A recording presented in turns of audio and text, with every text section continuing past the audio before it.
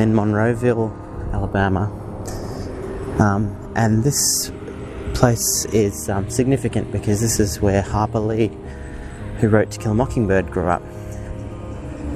Also Truman Capote, but it's also basically the setting for the novel To Kill a Mockingbird. Just over here next to me here is the old courthouse, which is now a courthouse museum, and that's the inspiration for the courthouse in the novel and in the film as well. So yeah, it's pretty exciting. I teach To Kill a Mockingbird every year at school to my Year 10 students, and so I've been really looking forward to coming here and having a look. I'm in the courtroom of the Monroeville courthouse, the old courthouse, and this is the courtroom that was used in To Kill a Mockingbird. They didn't actually use this one because they actually had a court case going on at the time, so they made an exact replica of this over in Hollywood, but it is based on this room.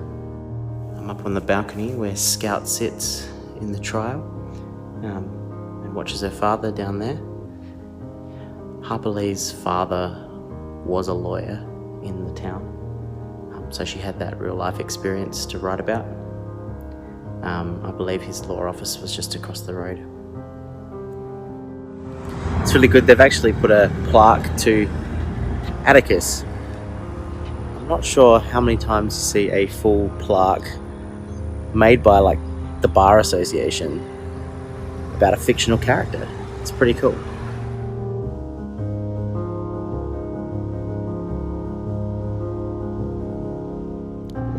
It's great driving around this part of the country. It reminds me a lot of the mid-north of South Australia where I grew up. Everyone waves to you as you drive past someone on the road, give them a wave, or you lift one finger off the steering wheel. People are friendly. See someone on the street, they'll say hello, they'll want to know who you are and have a bit of a chat. It's really interesting. Other side of the world, but very similar in so many ways. It's really great walking around Monroeville, just seeing the place where so much history has happened and that was inspirational for such an important novel. Well, lots of important novels if you include Truman Capote's as well. I was talking to the guy at my Airbnb and he was saying there are lots of people, lots of prominent people in lots of various different areas that all came from the counties around this part of Alabama. Seems to be a very fruitful part of the country. I don't know whether it's because of the history, because of the hardships that people have gone through here. The guy at the Airbnb said he grew up in the area, and he was from a family. He's an African American guy, and he was from a big family, and he grew up picking cotton by hand back in only like 30-40 years ago or whatever. The guy at the Airbnb also said it's still quite backward out here. There's still a lot of segregation, not legally, but the sections of the town where the white people and the black people live are still quite separate, things like that. So the guy from the Airbnb was saying even in the late 90s, marriage licenses for black people were different than the marriage licenses for white people. All sorts of things. Still very interesting, difficult part of the world for many people to live in.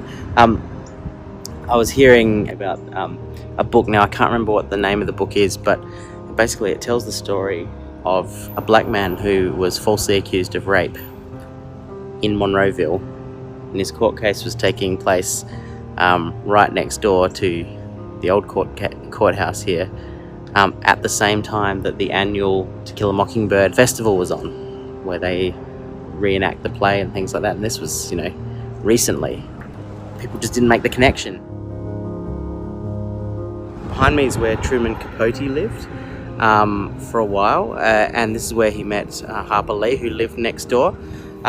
Neither house is there anymore. In fact, where Harper Lee's house is Mel's Dairy Queen, which I felt a bit rude parking in the parking lot without buying something, so I got a iced tea.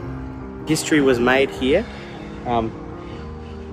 It's amazing that two such prominent writers were next door to each other, and characters based on each of them were featured in each other's novels too.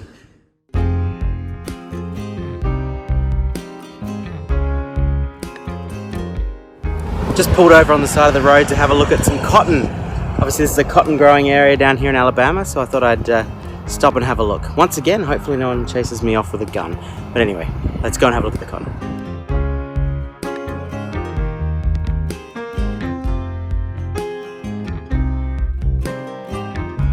On my drive today, I noticed on the map that I was going very close to just the right near the northwestern corner of the Florida Panhandle. So I thought, why not just skip across the border and add another state to my list. So, Florida. You can see the sign just in here somewhere. Boop, boop. There it is. Florida. I've just crossed the state line into Florida. But that's as far as I'm going to be heading. I'm going to turn around and go back to Alabama and visit the city of Mobile.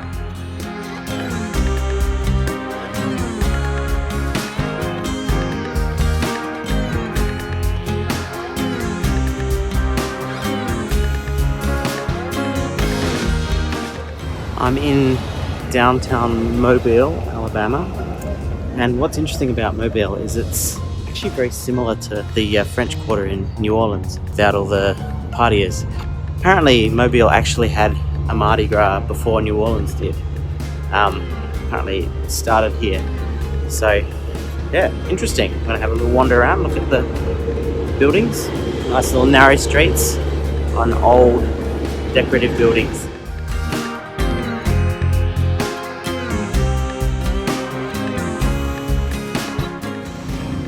Trying a pecan dark chocolate thing.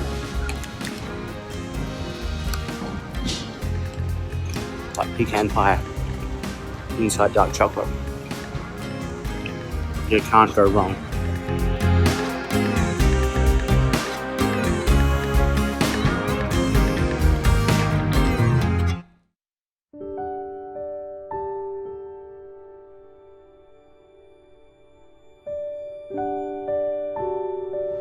Crossed over into Mississippi, on the Gulf Coast, and it seems pretty resorty and ritzy and fancy around here.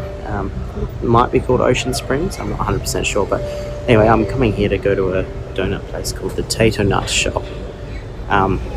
Yeah, so let's go and have a look.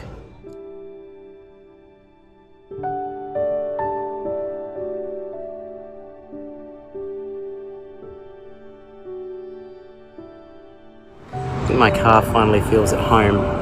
Must be like a sports car thing going on here at the moment, because they're everywhere. So yeah, got the right car for it.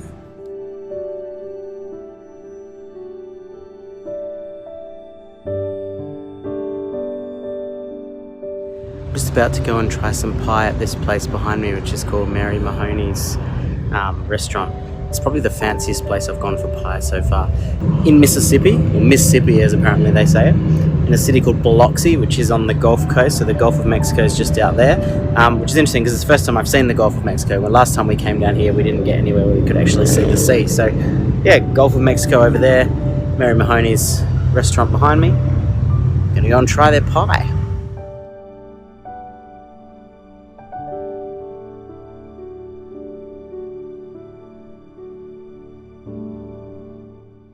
So my pecan pie, as they call it, has come. I got it a la mode, which means with ice cream. Ooh, it's a bit slidey, but it looks very delicious. It's warm and caramelly and bourbony. Crunchy. Just how it should be. One of the interesting things about the US is wherever you go, you can see the cultural influences of whoever colonized that area.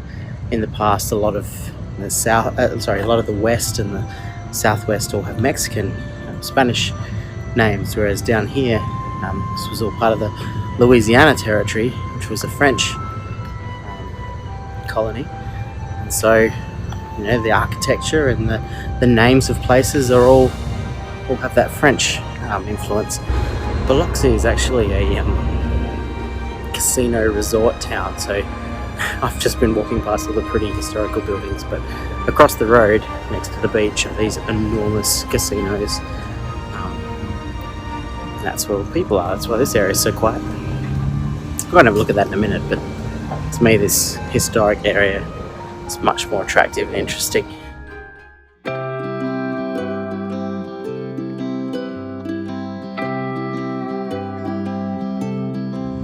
I'm not much of a beach person, but after spending a week and a half in the middle of an enormous continent nowhere near the sea, I find it quite comforting to be on a beach. I might even go and dip my toes in the water because it is very hot down here.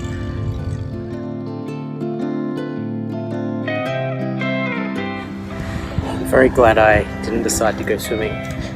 This water is very brown. It does not look clean at all, but I guess, considering how many oil rigs there are out there in the Gulf and how stirred up this part of the world gets with hurricanes and things like that, and how lucky we are in Adelaide to have such pristine, clear water.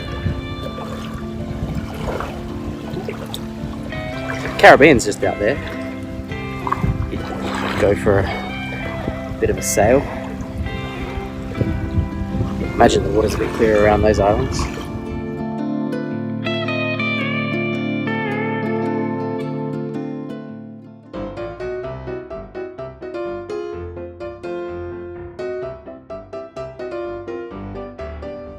Hope you enjoyed my little bit of beach entertainment then. Me trying to put my shoes and socks back on and get minimum amount of sand. I hate sand. I didn't bring a towel. There are no taps here to rinse off one's feet. So you just got to make the best of a situation.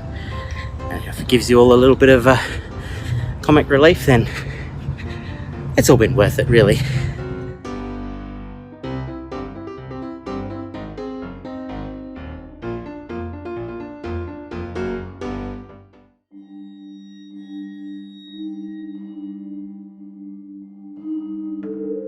So I'm just outside of New Orleans. I've just into Louisiana, and I've come to this old fort here, built sometimes I can't remember if it's the 1700s or the 1800s. So anyway, it's not officially open to the public, but the gates are both open, so I came in to have a look. And it was actually used in the filming of the last episode of the first season of True Detective, which is an excellent show set down here in Louisiana. And it's a very spooky kind of location, particularly coming here at sunset. There's a lot of rustling going on in the trees here. This is in the middle of the bayou with alligators and whatever other creatures they have around here, snakes and things. So I keep jumping every time I hear a noise, but I think they're just birds. Well, that was quite creepy and spooky, but very interesting. I'm just surprised that they've left the gates open and the that door unlocked, but oh well. Bit of history, bit of overgrown, abandoned history. Speaks of the kind of military defense that the US needed. I mean, still does, but back in those days when all the different countries were fighting over this part of the world, whether it be the French, the Spanish, or the English, and then the Americans themselves. They're rats, that's what they are. That's what they are, some sort of little rodent-y thing anyway. Too fast for me to see, but I think they are rats.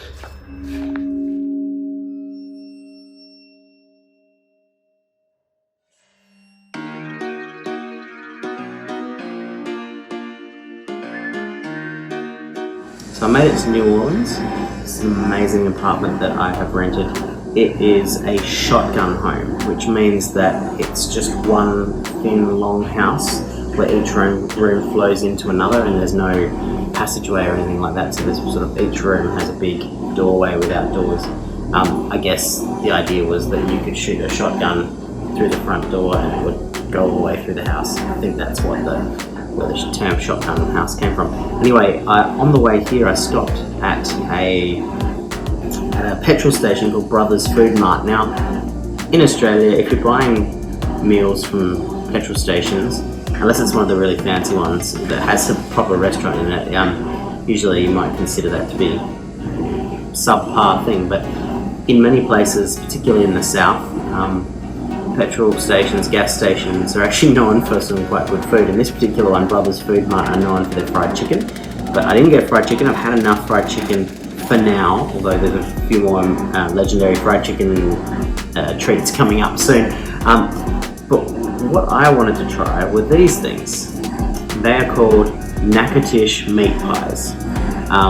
They kind of look a little bit like a pasty, but they're not what we would call a meat pie back in Australia. They're actually a specialty from Louisiana. Let's give it a go.